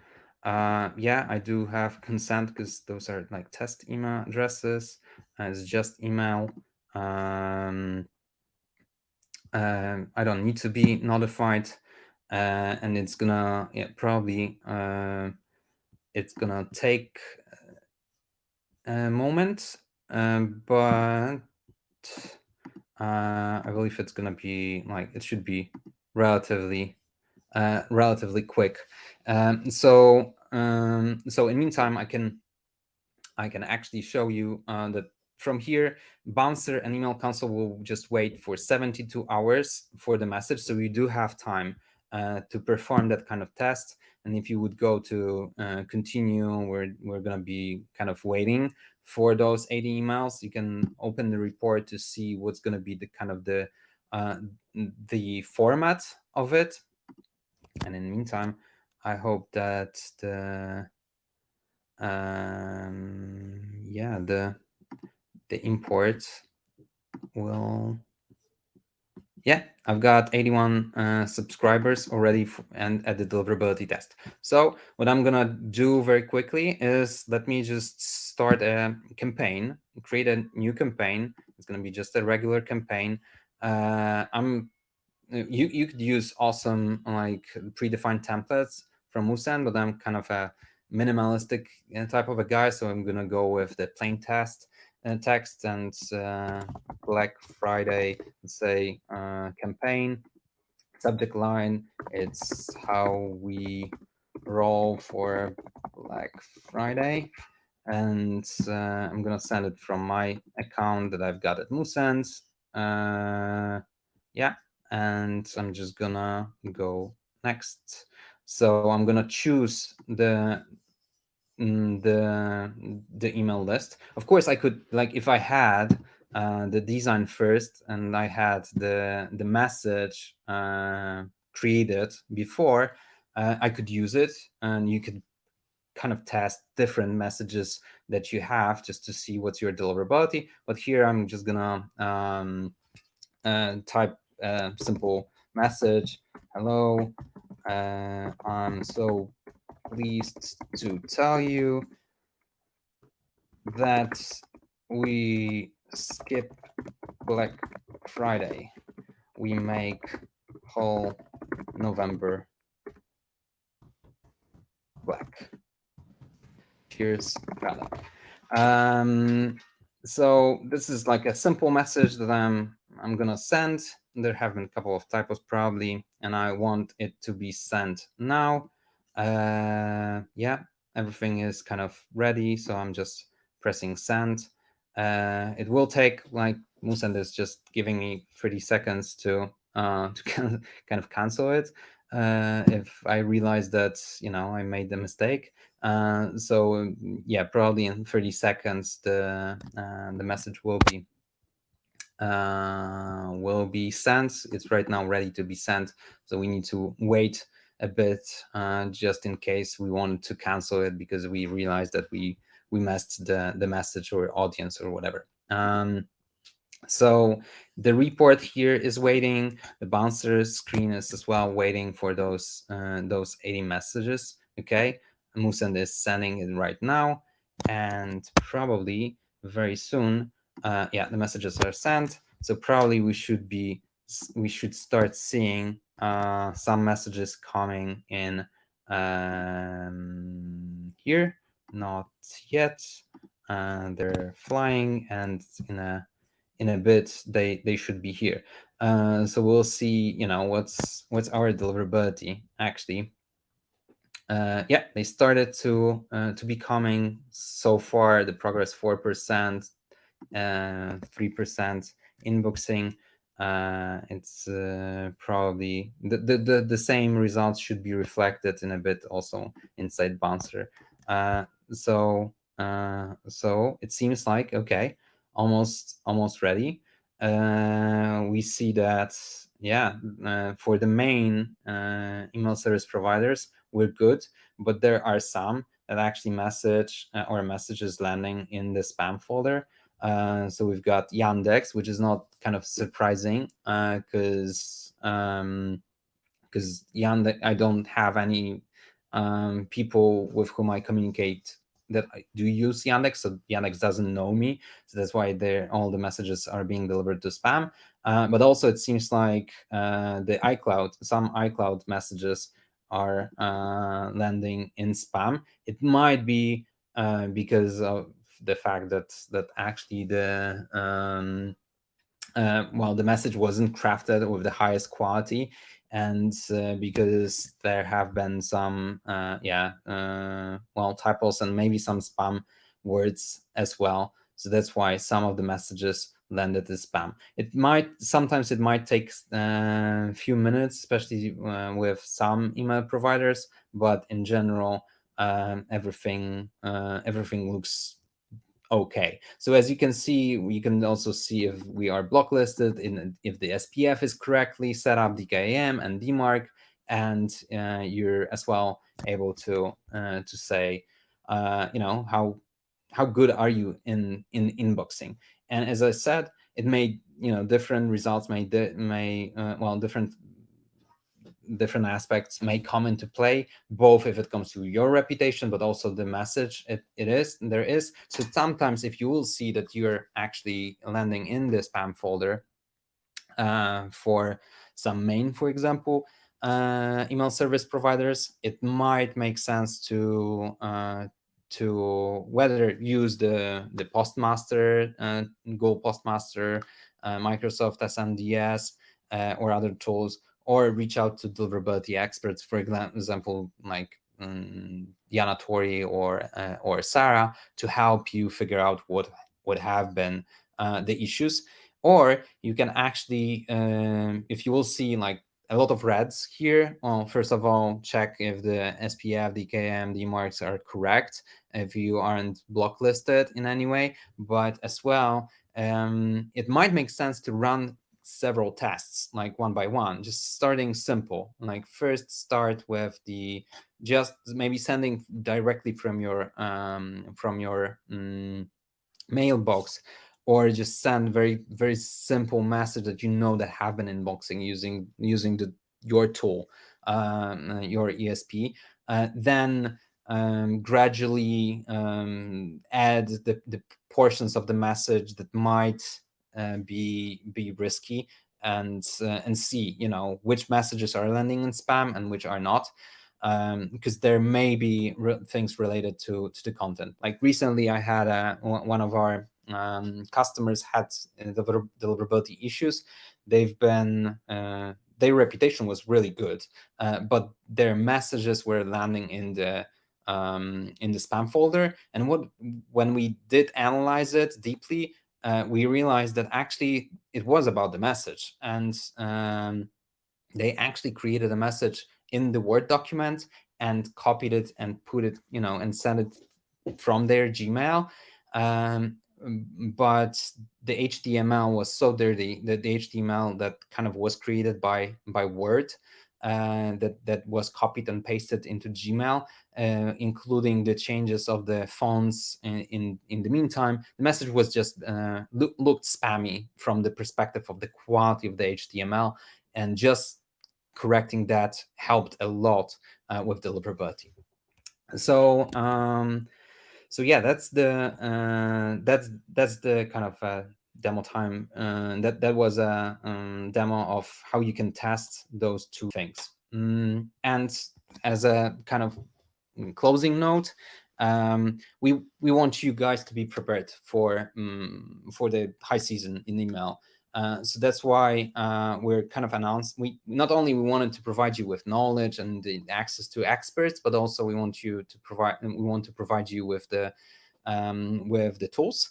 And that's why we decided to kind of skip, as I said in the email message, we decided to skip the Black Friday offer. We're going to do the whole November kind of black with additional credits added automatically to your pay-as-you-go purchases. Of course, the November is like in few days, so if you do need to purchase before still in October, don't worry, just make a purchase and let me know, and we're gonna adjust the credits manually. But for the whole November, we figured we're gonna be providing more credits, and so better offer to you guys, so that you can clean your lists and you can actually prepare for the high season. So if you want to contact us, just go to our website or in the app, just go to the chat or just send us an email to hello use sponsor. And with that said, I know it took a lot long, but I'm kind of wrapping up and opening the Q&A session.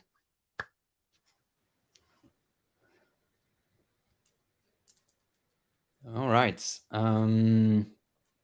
So yeah, we've got a couple of more minutes, and the Q&A mode is enabled. And I believe there have been some questions during the presentation.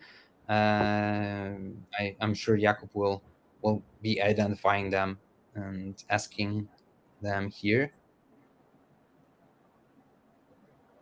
Oh yeah, I guess this one will be to you, Anatori, or to use Sarah, because it was during the Anatori's presentation.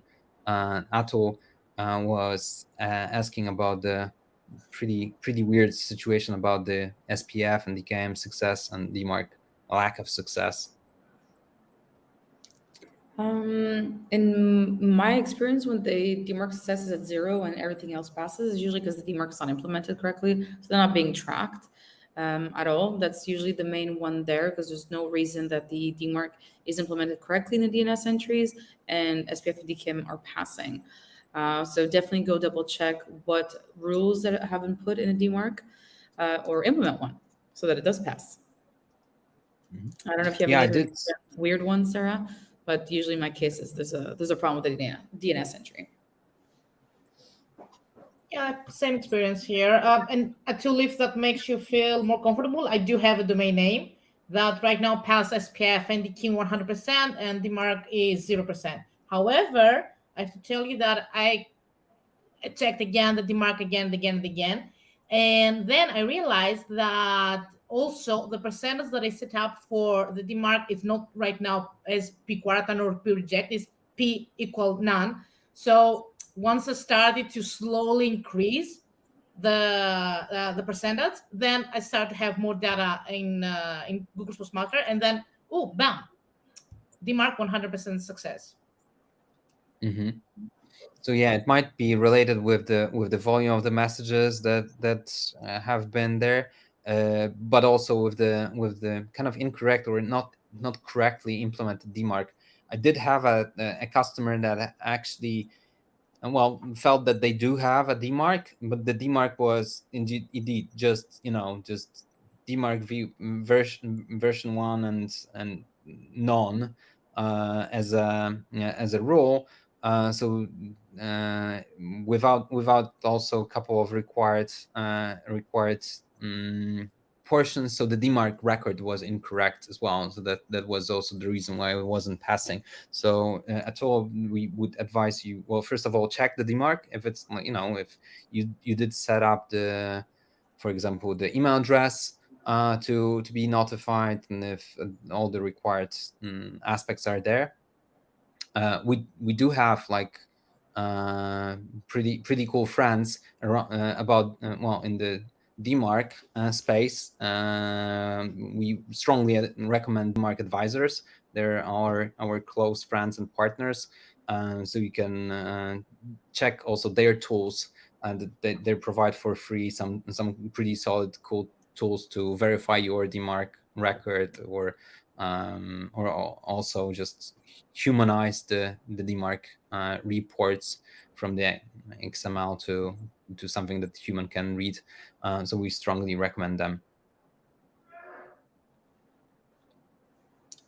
Yeah, unfortunately, because the IPs are hosting multiple different senders on them, I don't think it'd be very fair for like an ESP to be sharing you information based on everybody that's sending from these IP pools. And of course, you wouldn't be able to tell if you're the 10% that's inboxing and the 10% that's not inboxing. SNDS is better used for dedicated IPs, so things where you're the only sender there and you're allowed to look at that information. Just to mention here, as an SP, we do use SNDS to monitor our IPs. Obviously, we have more than 300 IPs there. We monitor those every day. Unfortunately, we can't share those details with you. We can't. However, Outlook, what they did a few months ago, it was that even for shared IP pools right now, you do have a view who is the sender behind that basically affect the IP. So we take action, we monitor the IPs. So we do everything that we can in order to protect all the senders that share the same IP pool, the same IPs.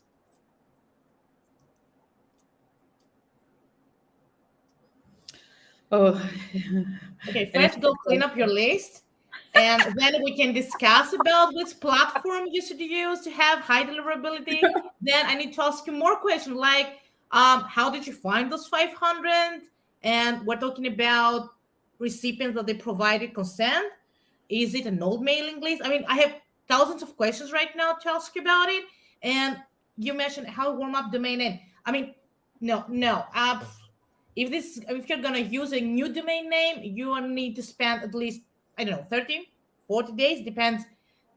When you warm up a new domain name, or even if we're going to assign you a new dedicated IP, you just don't simply say, okay, now on day one, I will send 500 messages, on day two, 1,000 messages. You need also to monitor the statistics. You need to understand that, oh, okay, I do have people that they react with that campaign. Should I increase the setting volume? Should I send more members? If you start recording complaints, or if your list is not healthy, then obviously you need to change your strategy when it comes to warm up your domain name and your IP. Obviously, we're doing this because we don't want in the middle of the warm-up process to tell you something like, hey, you just ruined your reputation. You need to set up another domain name, or every time you will press the set button, all messages will land in the junk folder. And 500,000, it's a piece of cake, honestly. However, you need to answer those questions that I mentioned earlier. Diana? I don't know. Oh, exactly. The engagement part, because usually when we talk about warm up, or like when you Google warm up, which I don't know for you, Sarah, but it infuriates me sometimes. It's like very mathematical, like send 500, then 1,000, and then you do like the normal thing. Like, you have a credit card, you start with 500 at 18. And if you have good credit, by the time you're 50, you might have a credit card that allows you to swipe $500,000, right? Depends on what you're doing. But when it comes to these things in email, what people are going to do is extremely important. And the easiest way for spam filters, fine, other than spam complaints, which one, you're going to keep emailing those. It's always about the relationship, because the humans are the ones that are going to create the biggest issue. In my last presentation I had done, the last couple of them, I keep using this thing where, like, your list is the biggest snitch. It's the easiest way for an ISP, an inbox service provider, to realize that you don't have a relationship with these people, or you're not a very engaging brand. And when it comes to the warm-up of domains, of course, if you're sending throughout the whole year, you're sending to 25,000 people, you still need to warm up the domain for a higher volume. So it might not be a new domain or a new IP, but of course, if you're doing any change, any pivot, anything that's not consistent, you should be warming things up. But when it comes to the engagement, the graph, I don't know if I can show it to you correctly. So if your list, the number of users, different users you're emailing is going up, but it's always the same number of people that are opening the email. So for example, you send 500 emails and like 10 people open it and never open your emails ever again. The next day you have, you send 1,000 emails and then 20 people might open the emails and they never open the emails ever again. What you're doing is that you're accumulating people that you're sending emails to that exist, that have given you engagement once and don't care about you ever. So once you warm up and you finish and you're at the 500,000, you're at 500,000, you have like a tiny amount of people that are engaging with your emails because everybody else, they've engaged with them once, they saw it, they didn't like it, or they didn't know who you were, 1,000,001 reasons, reported your email spam, and you're sending them emails and they don't care. So when it comes to warming up the domain and the IPs, it's really important to make sure that you're looking at all your metrics, not only like, is the volume going up? Mm-hmm. And okay, now you're expecting to answer to that. Well, I don't want to sound negative, but I don't think that Musen is the right platform for you. Yes. If there are it's because basically you don't have consent of those recipients to send, and you said they never heard of you, and the way that you collect those emails from ZoomInfo, I do know ZoomInfo, but it's not like I'm going to congratulate that you collect your list from ZoomInfo. Sorry, but unfortunately, as a Musan, I have to tell you the truth about it. Yeah, and a lot of ESPs as well. A lot of them have European customers, need to be GDPR compliant. Even if you wanted to accept it, you wouldn't be able to. As senders or as ESPs or as any kind of provider that has to do with emails, a part of our job is to ensure that we're enforcing certain laws, because we could also get in trouble for allowing this to happen, right? There are a lot of tools out there that will allow you to do this. But the one thing that you need to keep in mind, for example, I know in the United States, B2B, or you're allowed to be purchasing lists as long as you're having a subscribe link and an address. You need to keep in mind that Google doesn't have Hotmail, Google, Yahoo doesn't have a different spam filter based on the geolocation, right?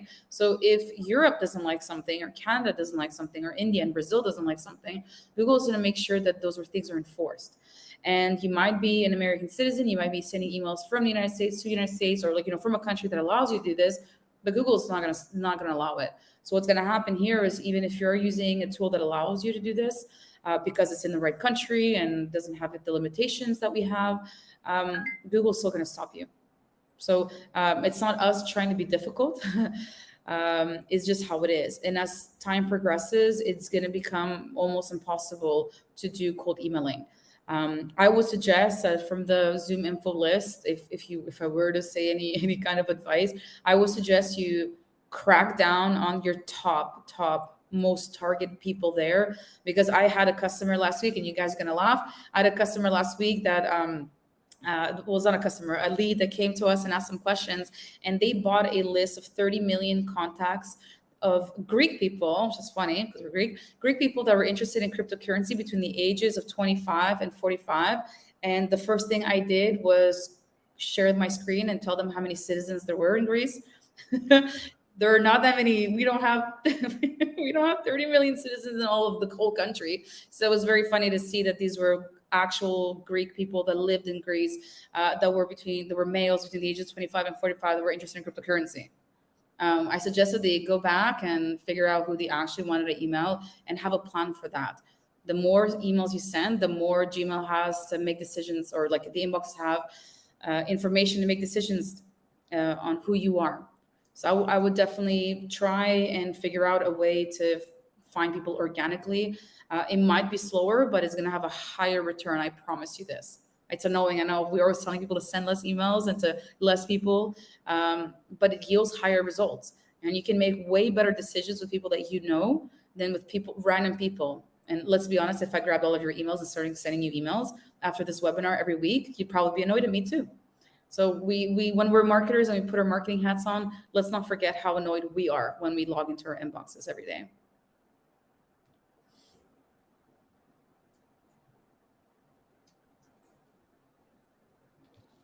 Any more questions? We're good? Thank you. Yeah. Do we have any other questions?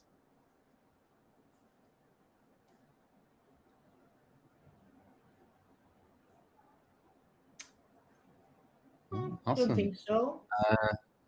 Any last comments, Sarah, Yanatori, before we finish? Well, two things from my side. Don't purchase the list. Just It's for love of hard. God, just don't do that. And I can only tell you that definitely you don't want to look like a spam or a scammer, right? Spammers, scammers, they don't care about their mailing list. They don't care about the domain name that they're going to ruin. So since you care about your brand, you care about your domain name, go clean up your list. That's why you have bouncer out there. Go clean up your list. And then set up SPF and DKIM and DMARC because you care about your domain name. And then start sending campaigns slowly. And trust me, this is gonna be a huge impact. And forget the open rate. I mean, it's not about the open rate. It's about the revenue here. That's it from my side. Mm-hmm. Yeah. For me, it's ensure that people understand that the worst part about deliverability is not knowing who's actually getting the emails and who's not. So when you're inboxing at 30%, 70%, even 90%, what's the 10% that's not getting the emails? You don't know, because of the open rates are being, some emails might be received in spam, but they're still being opened by the inboxes directly. So you think people are opening them. You're making decisions over time on data that's completely skewed. And if you have bad deliverability, it's way more skewed, and that can spiral where engagement is important. And if you're making the wrong decisions, you're making it harder and harder for people to engage with you. So you might be losing your fans. You might be losing, in certain cases, your new subscribers, which are the ones that are more likely, for example, to engage or buy products. In most cases, it's at the beginning where we're creating the relationship. And if these new inboxes are, not getting your emails, you're in for a bad ride. So with deliverability, be scared of the unknown and follow best practices. As annoying as they may seem, trust me, I know how annoying they can be. Don't buy lists, don't do this, don't do that. Don't send too many emails. Somebody wants to receive 5 emails a day. Even if they're annoying, it's going to at least ensure that the people, all the emails you're sending are being received by the people. Because or else what's the point? You're just kind of like shooting 20 hours in the air, just like hoping it hits something. And that's not how we like to do marketing, right? Yeah. We do have one more question from Oscar.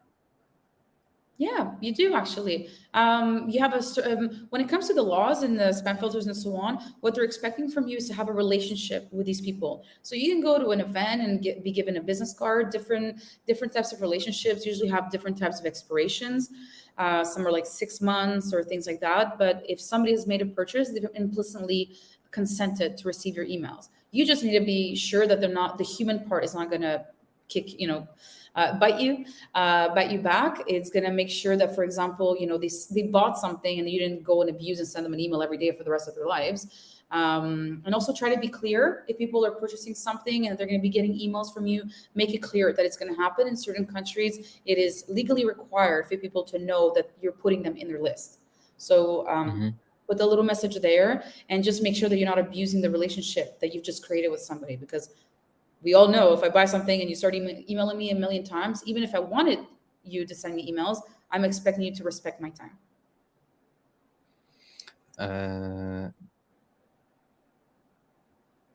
Yes. The things there again, this thing with the relationship, you just need to make sure that you're using the right tools and the right information, that you're not taking it from third-party data, especially if you don't have it updated in your privacy policy in terms of use, that you are using certain tools that is magically providing you the email address.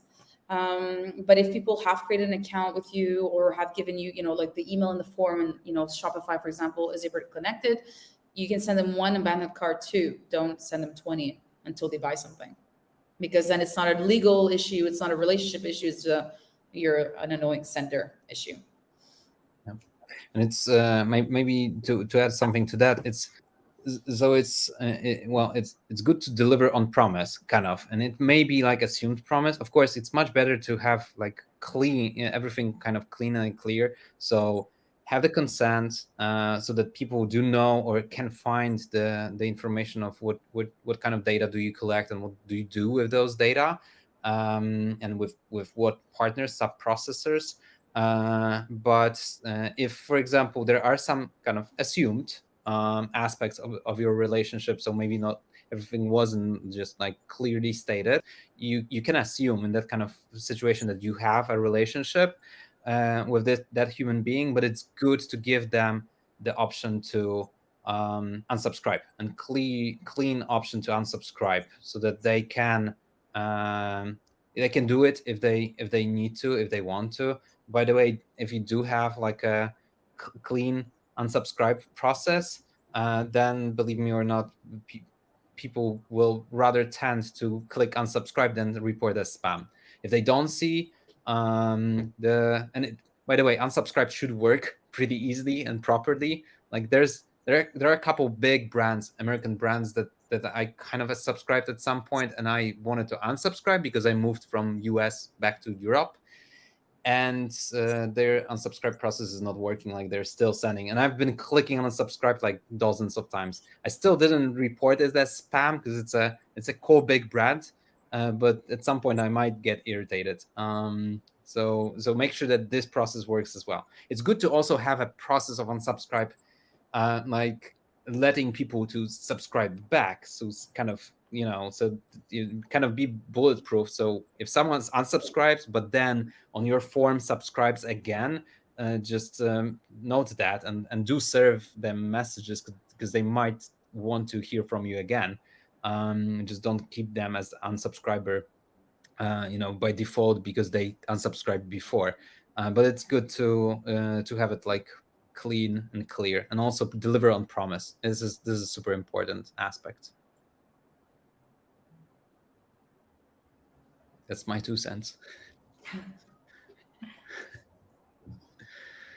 Well, All right. thank you, everyone. Really, it was really a pleasure. It was an honor being here with Jana and Radek. Thank you so much. It was we had an amazing time during the process of completing this webinar.